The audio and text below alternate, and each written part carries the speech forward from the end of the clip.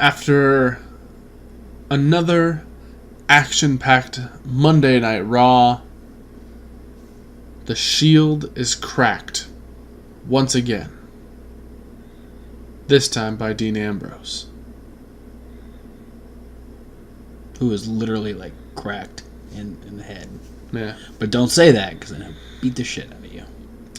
Also, unfortunately, not due to Dean Ambrose removing the third cog in the Shield, Roman Reigns is leukemia. Yeah. Which he announced when he opened the show. That was a hell of a way to open the show. Ooh, man. I got spoiled about that before we watched Raw. Yeah. And it hit me like a punch in the gut. Well, yeah, I mean, the fact that we had never heard anything about it, it had never been, like, something like that is usually a thing about WWE stars. Like they like to talk about the overcoming the odds and stuff like that, but Roman Reigns has always just seemed, I did that because there's glare, invincible. Yeah, he's the Superman. And you know what I think it is like, he got diagnosed in like 2007 and had it in remission by like 2008. Yeah. So I think maybe because it was just such a short thing, that it wasn't like a he got like deathly ill and almost died and then came back. Yeah. It was like Good point. He got it right away, got it fixed, and continued on trying to live his best life. And I'm not gonna like sit here and backtrack and pretend like I've been the biggest Roman Reigns supporter in the world. None of us here on the rundown have been the biggest Roman Reigns fans. We've tried. There are a lot of times where I'm just really frustrated with the booking of Roman Reigns. Exactly. And a lot of times where some of his performances leave me very, very underwhelmed. But regardless, I've always respected his work ethic. Yeah.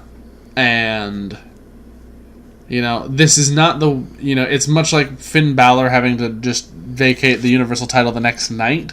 It's like, Universal title is cursed, man. Very possible. You have to be a dickhead to hold it for more than like 3 months. Yeah. So, it's just, you never want to see somebody have to relinquish that top spot. Right. Other than losing it, being beaten by somebody else. Yeah. Being forced to give it up is just it's awful. No one should ever have to. And as much as like it feels like Roman Reigns is being pushed down our throats so frequently in the last like 5 years, to have somebody push through the inane amounts of like boos and hate that he gets, and to keep going and not let it like break his determination, much in the way like John Cena is. Exactly. He's a guy who deserves that spot. Yeah. And kudos to the crowd in Providence. I mean, a smart mark crowd could have just like been some fans, some terrible people out there would be happy that, we don't have Roman as the champion anymore. And, so I appreciate the respect that Providence gave to Roman Reigns, the thank you chants, and just the overwhelming support for him in a really shitty situation. And being able to separate the character from the human being. So... But with that being said, let's talk about all the other stuff that happened on Raw. We had Finn Balor defeat Bobby Lashley with a schoolboy. Drew and Dolph were talking about what happened with Braun last week, and they're actually setting up to defend the tag titles against Seth Rollins and Dean Ambrose. Ruby Riott defeated Sasha Banks. DX came out and responded to the video we saw last week from the Brothers of Destruction, and immediately the Brothers of Destruction responded back. So we're still We still got a lot of promo v promo for DX versus the Brothers of Destruction. Paul Heyman came out because now, due to Roman Reigns relinquishing the title, the match at Crown Jewel is now strictly vacated Universal title on the line between Brock Lesnar and Braun Strowman. Dear God, Braun Strowman, please win. So, Paul Heyman came out, showed some respect to Roman Reigns, but did not show respect to Braun Strowman as he continued to put over Brock Lesnar. I really started to feel it again during Paul's promo. Yeah. Because when Paul came out, like, from the get-go, I could tell it looked like Paul had been crying. Oh, yeah. Then when he got in the ring and started talking, it looked like he was going to start crying again.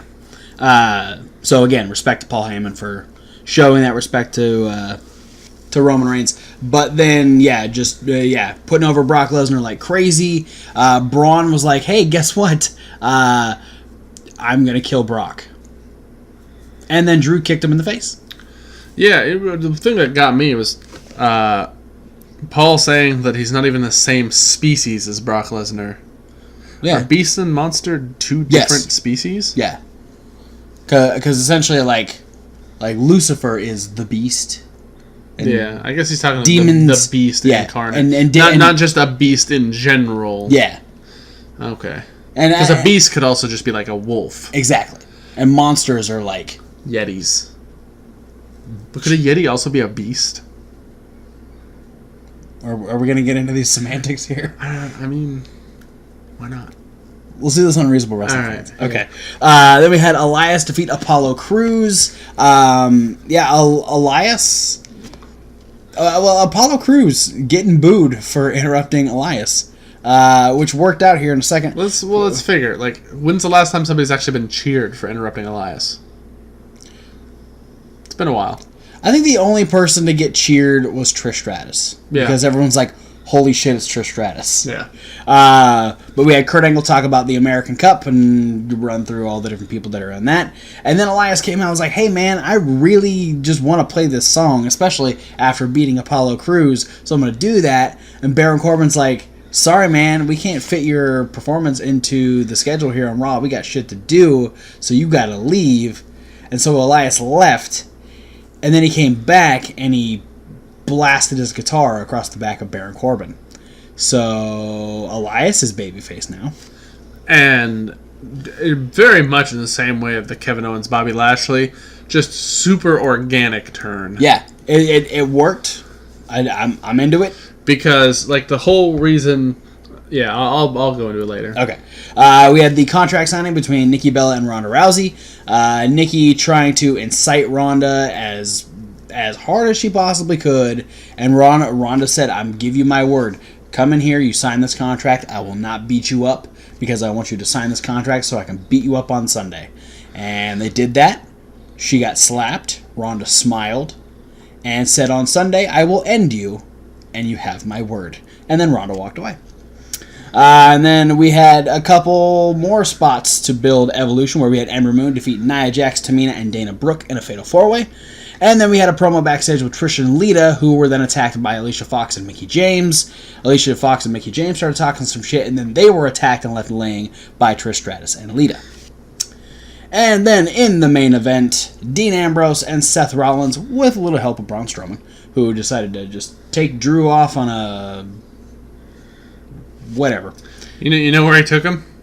To Yetiville? No, he took him to the same place Bray took Dean during that 6-man Oh, where they just fucking disappeared? Yeah, where the Wyatt family takes people to disappear. It's the Wyatt dimension. The Wyatt relocation program. Yeah. So WRP. Dean Ambrose and Seth Rollins defeat Dolph Ziggler and Drew McIntyre and become the new Raw Tag Team Champions. Swerve. And then Dean Ambrose went ape shit on Seth Rollins.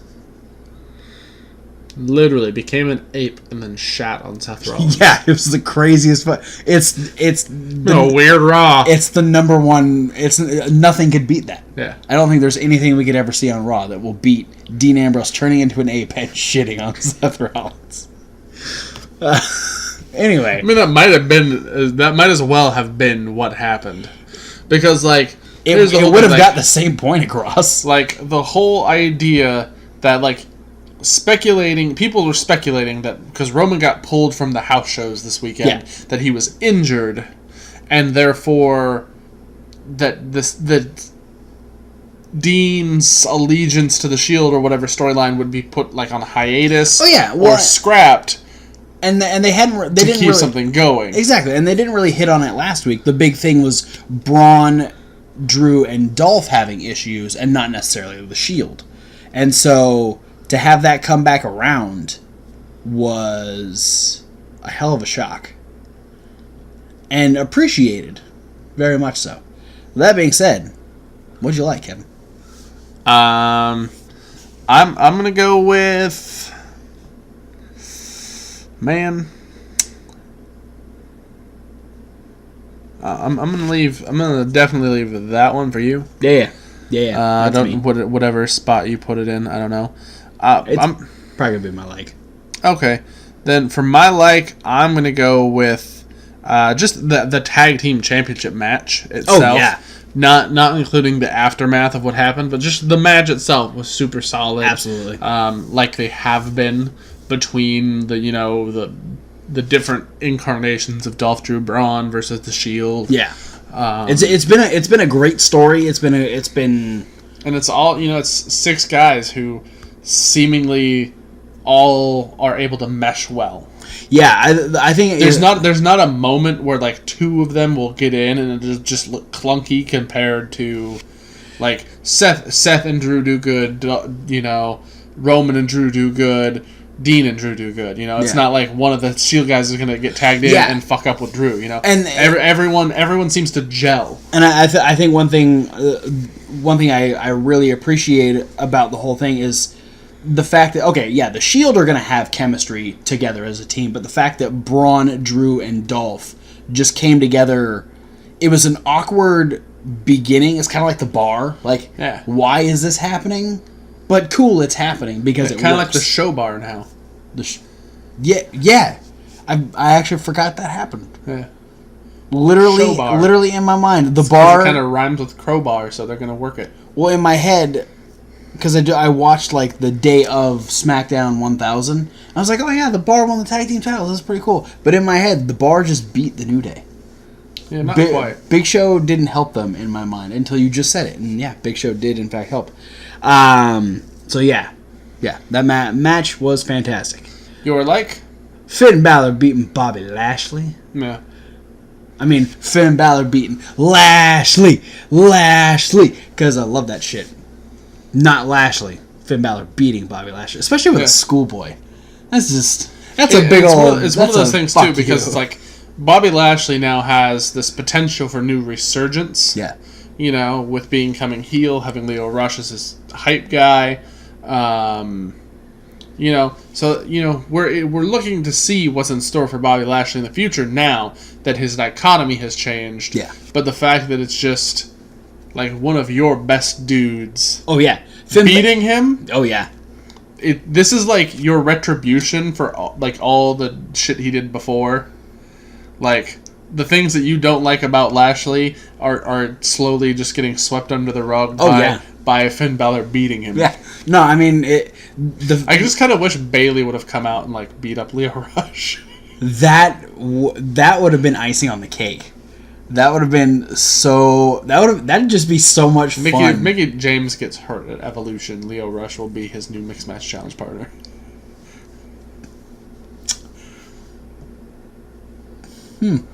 Leo Rush. No? All right. No, not so much. What did you love? Elias. Yeah. Elias is my love for this one. Essentially because, like, in much the way, like we're saying, the organic double turn that happened a few weeks ago with Lashley and Owens, where it just seemed to happen and, like, we could comprehend it, but not comprehend how it was happening so fluidly. Yeah. And, like, believably. And then this with Elias, where he's coming out, he's trying to reprise his song because he won, so he's in a good mood. The crowd is happy about it, but he's out there being a dick. Oh, yeah. Like, that's legitimately his thing. So he's not out there doing anything different. He's not out there doing anything babyface. He's just that being he Elias. should be doing. Yeah, he's trying to take up more people's time. He's trying to gloat about winning over a different babyface. Yeah. You know? And it's just because Baron Corbin comes out and says no. Oh, yeah. That's a quick way to be turned babyface. He didn't do the heel thing, which would be yes, sir, or wait for the Stephanie threat and be like, yes, okay, and then slink to the back. He went to the back and then came out and hit Baron Corbin with a guitar. He even used the Stephanie line, like, "Hey, Stephanie walks for the last. She wants me to perform, so I'm just gonna play." And so and having Baron Corbin shut off his mic, shut off the sound to his guitar and everything. It just kept building and building. And you know, I was kind of expecting Elias to just walk away, like, all right, well, you know, I'll do something next week. But then when he came back out and just fucking blasted him with the guitar, I was like, yep, that's a good way to go. I like seeing Elias get a push. The guy fucking deserves it. I'm torn. Okay. No, you know what? It's kind of all it goes back to the tag match, but it's the series of events that happened with these two people. First off, the surprise of Dean Ambrose just losing his mind on Seth Rollins, a fantastic moment, very shocking. Did not expect it. It makes me wonder what's going to happen next. And we don't get that often enough. Yeah. I think the big kicker on that is the fact that they won the belts. Yeah, they're the tag team champions. Happened. They're the tag team champions, and now, like, we were talking about, I really want what you said. Just Dean Ambrose shows up next week and just, like, wants to talk to Seth. Tries to play it cool. Yeah, like nothing happened. Like, it would be such a mind fuck. I said, like, either like nothing happened, like maybe Dean blacked out. Oh, he just saw red and like, doesn't realize what he did. Or Dean comes in and plays it cool, like, oh yeah, we're cool, we're tag champs, we're gonna go on and maybe fight the Revival or whatever. Yeah. And then Seth says, well, no, what the fuck happened last week? And Dean to be just kind of like, well, I needed to teach you a lesson, now let's move on, kind of thing. Like, ooh, interesting. Like tough love kind of thing. That's an interesting idea. You know, there's a lot of different ways they can play this, and I'm just hoping they don't pick one that sucks. Yeah, please don't bring Jason Jordan back into this. Don't WWE this. Yeah, you're doing good. Let's keep doing good. And then in the same vein, the fact that we're now, we've broken up the other contingency, and now we potentially, with this built-in feud now of Drew versus Braun, we have Drew on a potential trajectory of championship. Yeah. Like, top championship for Drew McIntyre. And I'm excited because... And imagine if Dolph wins back the Intercontinental title. Yeah. And Drew maybe gets into the Universal title picture or wins the Universal title, but they stay together as... Like, yeah, because I mean, the two of them seem to still be pretty cool. So yeah, if they exchange the tag titles for the top two titles on the brand, I'm excited that Drew is getting as much TV time as he is, and now a potential main event push. I mean, yeah, he's going against one of the guys in the title match. Like, yeah. I don't foresee Drew McIntyre versus Brock Lesnar anytime soon. But if Brock wins the title, maybe. I think it absolutely would happen. Just as long... Man, I would be so happy if I get to watch Drew McIntyre beat the shit out of Brock Lesnar. That'd be awesome. He'd probably still lose, but... Yeah.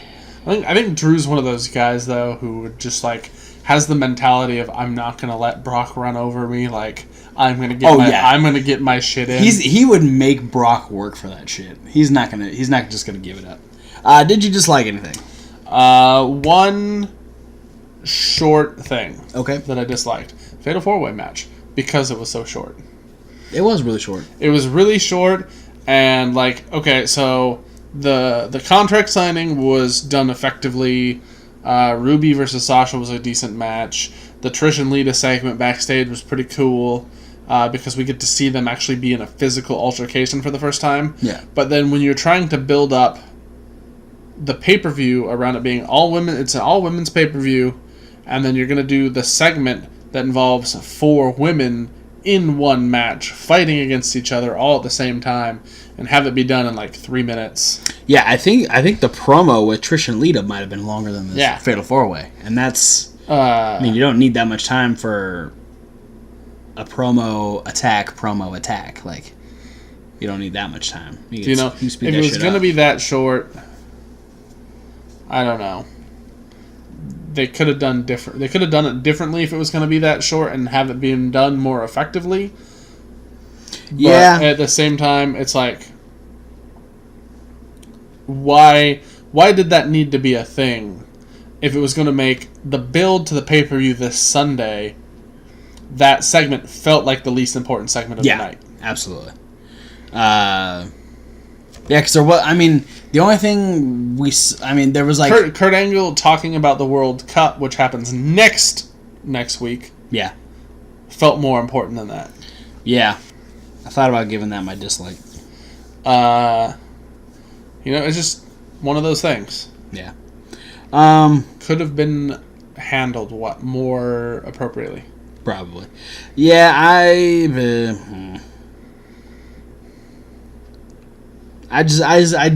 dislike the American Cup. You mean the World Wrestling Entertainment Cup? Yeah, the American Cup. Like, Kurt's promo was great. Kurt talking about all the different guys that are in the tournament was great. I just don't. You lost my interest weeks ago in this whole thing when you tried to do a World Cup with 7 Americans and a Mexican. Doesn't resonate very well. And the Mexican guy lives in San Diego, so he's the America Cup. Yeah, the Americup. The America. There we go. It is the WWE Americup. Or at Crown Jewel, if Crown Jewel actually happens. Or, when they decide that Crown Jewel is now going to take place in a different country, and they just call it King of the Ring. That'd be better.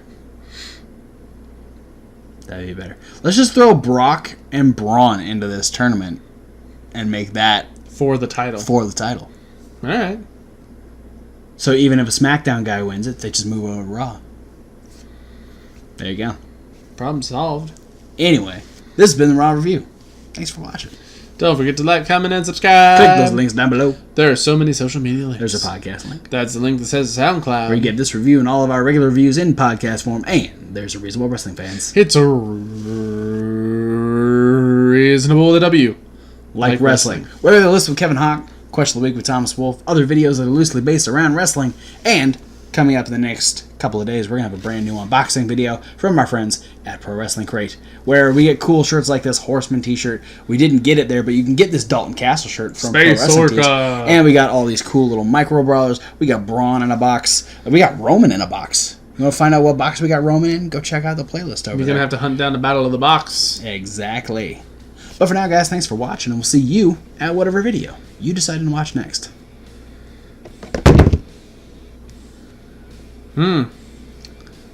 Braun wanted us to let you know.